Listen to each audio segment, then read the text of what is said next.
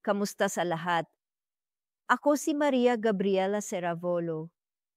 Ako ang tagapangulo ng Komite sa Edukasyon sa loob ng International Society of Physical and Rehabilitation Medicine.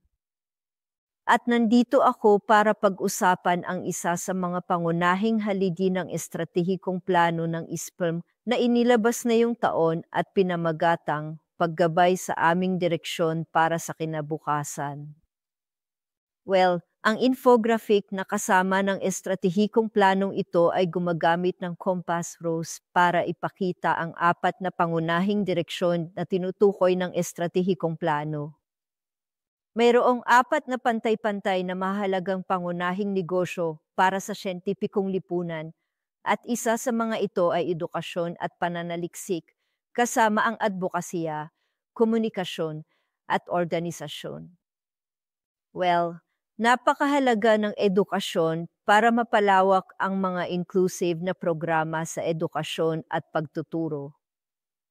Ang Komite sa Edukasyon ay nakatuon at nakapangako na magtakda ng mga pamantayan sa edukasyon at pagsasanay ng mga PIRAG trainees, mga doktor ng PRM at mga estudyanteng medikal upang itaguyod ang pagkamit ng mataas na kalidad ng edukasyon sa rehabilitasyon para sa kapakanan ng mga taong nangangailangan ng rehabilitasyon sa buong mundo.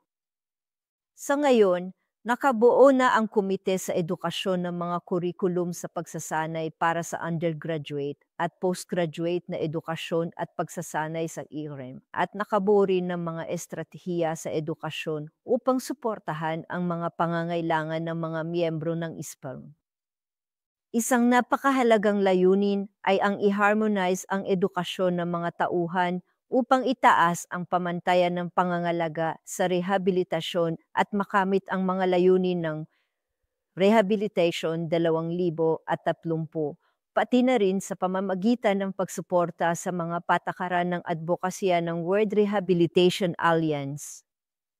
Dahil alam na alam namin na ang pagsusulong ng edukasyon at pagsasanay ay may multiplier effect sa kalusugan, aktibidad sa ekonomiya, trabaho, at sigla ng komunidad. Halimbawa, ang pag-develop ng competency-based education ay isang makapangyarihang mekanismo para ialig ang edukasyon at pagsasanay sa mga prioridad ng sistema ng kalusugan.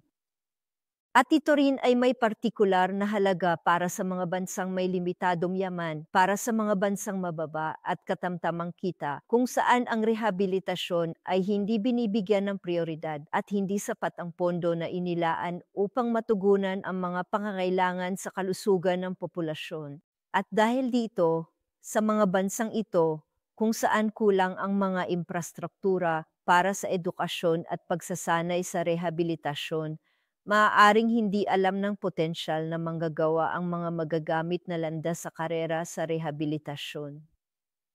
Kaya, sa kabaligtaran, ang pagsusulong ng edukasyon sa PRM ay maaaring magkaroon ng epekto at kumakatawan sa magandang estratehiya upang isara ang agwat sa akses sa rehabilitasyon sa konteksto ng universal na saklaw ng kalusugan.